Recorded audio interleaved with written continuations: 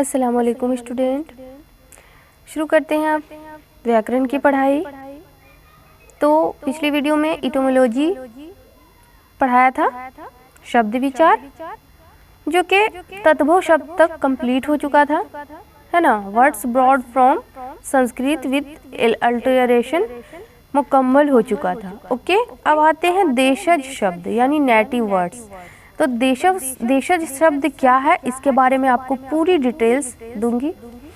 तो देखिए, हिंदी में प्रचलित वे शब्द यानी हिंदी में जो रोज़ाना इस्तेमाल होने वाले वो शब्द, वो वर्ड्स जो देश के विभिन्न यानी अलग अलग बोलियों द्वारा हिंदी भाषा में स्थान पा गए हैं, देशज शब्द कहलाते हैं। क्या कहलाते हैं?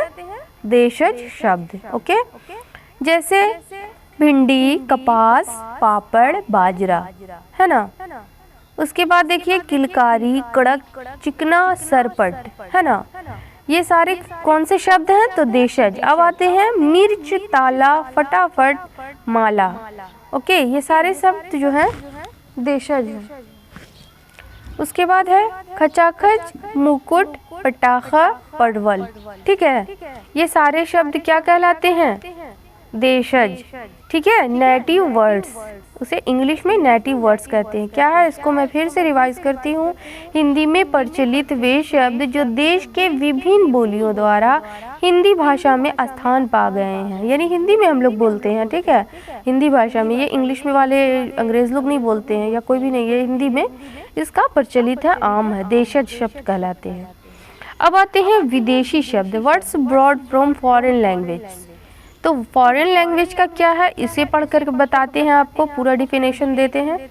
जो शब्द संसार की यानी वर्ल्ड की विभिन्न अलग अलग भाषाओं यानी लैंग्वेजेस से हिंदी भाषा में आ गए हैं, यानी और सारे शब्द से हिंदी में आम तौर से आ गए हैं, यानी विदेशी, बाहर फॉरेन कंट्री से जो हमारे देश में हमारे ज़बान में आम तौर से पाए जाते हैं, उन वर्ड्स को, उन शब्दों को आप ध्यान दीजिएगा। देखिए वो क्या कहलाते, थोड़े बहुत परिवर्तन के साथ, यानी थोड़ा चेंज हो गया है यहाँ पर आके साथ उन्हें अपना लिया है, वे अगत शब्द विदेशी शब्द कहलाते हैं। क्या कहलाते हैं? तो विदेशी शब्द यानी अगत। Words brought from foreign language. Okay, किस तरीके से जो संसार के पूरे वर्ल्ड के हमारे देश में हमारी ज़बान में शामिल हो गए हैं, उसे हम विदेशी शब्द कहते हैं। उसके एग्जाम्पल्स यहाँ पे मौजूद है, देखिएगा। देखिए नंबर 1 में है अंग्रेजी शब्द। ठीक है, अंग्रेजी शब्द में क्या क्या इस्तेमाल किया गया है? तो देखिए, ये बाहर के जो फॉरेन कंट्री के हमारे हम लोग आमतौर से बोलते हैं, आप लोग भी बोलते होंगे। ठीक है, उसको देखिए, टैक्स, डॉक्टर, कोर्ट, वोट। ठीक है, ये सारे वर्ड जो है अंग्रेजी वर्ड है। और भी है बिस्कुट, लैम्प, इंजन, प्लेट। ठीक है, ये सारे शब्द जो कहाँ से आए हैं? तो ये अंग्रेजी भाषा से लिए गए हैं। कॉलेज, सूटकेस, कप, स्कूल, है ना। ये सारे शब्द अंग्रेजी हैं। अब आते हैं अरबी, जो कि हम लोग आमतौर से बोलते हैं, इसको इस्तेमाल करते हैं। इसको देखिए, अरबी शब्द भी हमारे यहाँ बोली जाती है। कौन कौन से? किताब, हलवाई, खत्म, नगद, ईमान, साफ, हकीम, असर। ये सब हम लोग आमतौर से बोलते हैं, है ना। मुस्लिम, गैर मुस्लिम भाई जो भी हो, सबके ज़बान पर ये आमतौर से आती है ना। तुर्की शब्द, कौन कौन से भाई अब तुर्की शब्द हम लोग बोलते हैं? देखिए, ध्यान दीजिएगा।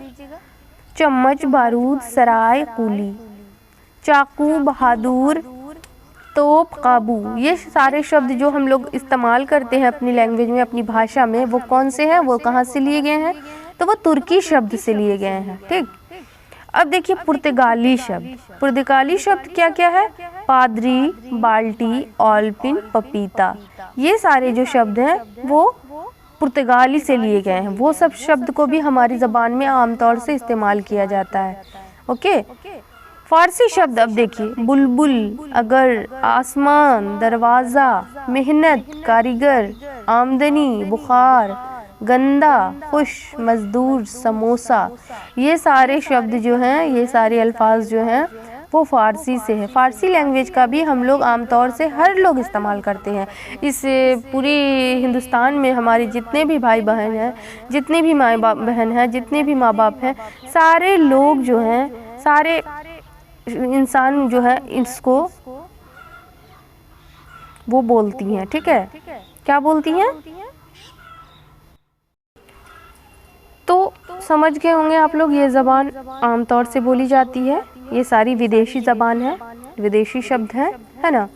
अब आते हैं नंबर 3 पे, व्युत्पत्ति अथवा रचना के आधार पर शब्द। मतलब क्या है इसका? Words based on construction. व्युत्पत्ति अथवा रचना की दृष्टि से शब्द 3 प्रकार के होते हैं, ठीक है। कितने प्रकार के? 3। अब कौन कौन से हैं 3 प्रकार? देखिएगा, रूढ़ शब्द, यौगिक शब्द, योग रूढ़ शब्द। देखिए उसका डेफिनेशन क्या है यहाँ पर, उसकी परिभाषा क्या दी गई है? ऐसे प्रचलित शब्द जिनका खंड करने पर उन खंडों का कोई अर्थ ना निकले रूढ़ शब्द कहलाते हैं। जैसे जल, अब ज प्लस ल, इसका तो कोई मतलब नहीं होता, कोई अर्थ नहीं होता, लेकिन मिल करके तो वो हो गया ना जल। जल मीन्स पानी, ठीक। रोटी बराबर रो प्लस टी, तो रो प्लस टी का कोई वर्ड्स इस्तेमाल नहीं हो रहा है, कोई मतलब उसका कुछ मतलब नहीं समझ में आ रहा है ना। अब और देखिए आगे, घोड़ा बराबर घो प्लस ड़ा, तो क्या होगा? घो का मतलब कुछ नहीं है, ड़ा का भी मतलब कुछ नहीं है, तो ये रूढ़ शब्द कहलाते हैं, जिससे कोई मतलब कोई अर्थ ना निकले अलग करने से। मिल करके तो कोई वर्ड्स बन गया है, शब्द बन चुका है, लेकिन अलग करने से नहीं हुआ है, ठीक है, वो रूढ़ शब्द कहलाते हैं। तो समझ गए होंगे, हाथ बराबर हा प्लस था, तो कोई वर्ड्स उसका समझ में नहीं हुआ, वाजिया नहीं हुआ। ख, यौगिक शब्द, कंबाइंड वर्ड्स, जो शब्द 2 या 2 से अधिक शब्दों के मेल से एक नया शब्द बनाते हैं, यौगिक शब्द बनाते हैं कहलाते हैं, ठीक है। कौन कौन है? जैसे रसोई प्लस घर, रसोई घर हो गया, है ना। सेना प्लस पति, दोनों अलग अलग मानी है, लेकिन उसको मिला करके सेनापति रसोई घर हो गया, वो हुआ कंबाइंड वर्ड। कंबाइंड किसी चीज़ को मिला जुला को कंबाइंड कहते हैं ना, तो यही वर्ड्स कहलाए। अब देखिए, योग रूढ़ शब्द, कंपाउंड कॉन्वेंशनल वर्ड्स, क्या है इंग्लिश में इसका माने? तो योग रूढ़ शब्द का कंपाउंड कन्वेंशनल वर्ड्स, 2 या 2 से अधिक शब्दों या शब्दांशों के मेल से बनने वाले वे शब्द जो किसी विशेष अर्थ का बोध कराते हैं, यानी किसी खास, विशेष मतलब खास होता है, खास अर्थ का बोध कराते हैं, योग रूढ़ कहलाते हैं, है ना। वहाँ रूढ़ शब्द था और यौगिक शब्द था, अब योग रूढ़ हो गया। अब देखिए उसको, लंबोदर बराबर लंब प्लस उदर, है ना, बड़े पेट वाला, समझे। उसका फिर मानी अलग है, इसमें बराबर में गणेश जी।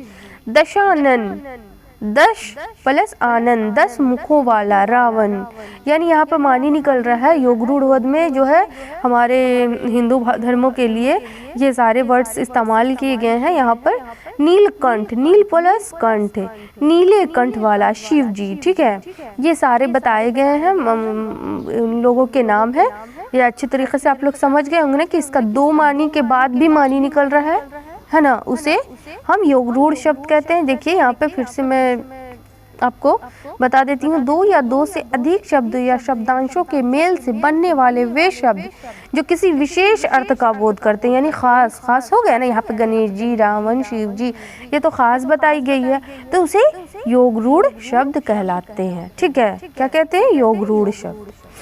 तो अब आते हैं नंबर 4 पर, ये 3 का कंप्लीट हो चुका है। क्या है?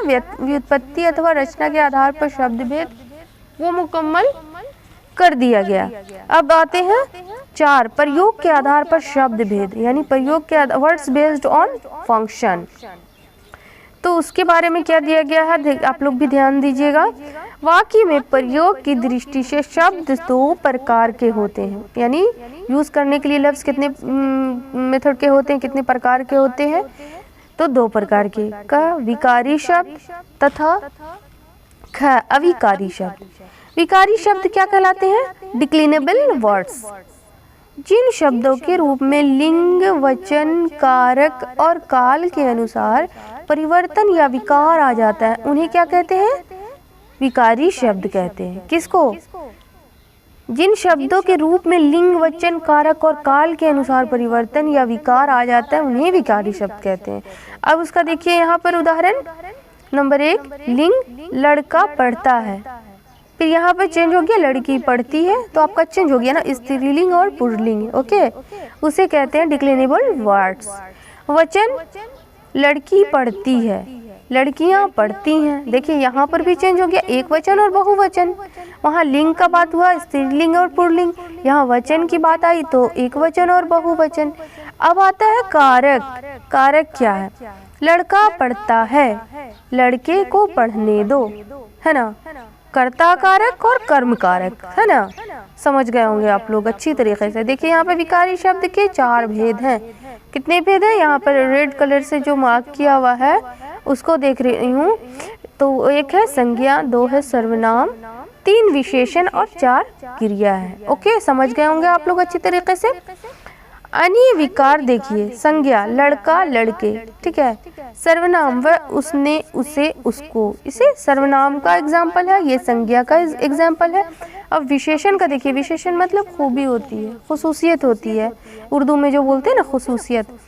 पतला, पतले, पतलों, यानी खूबी है ना।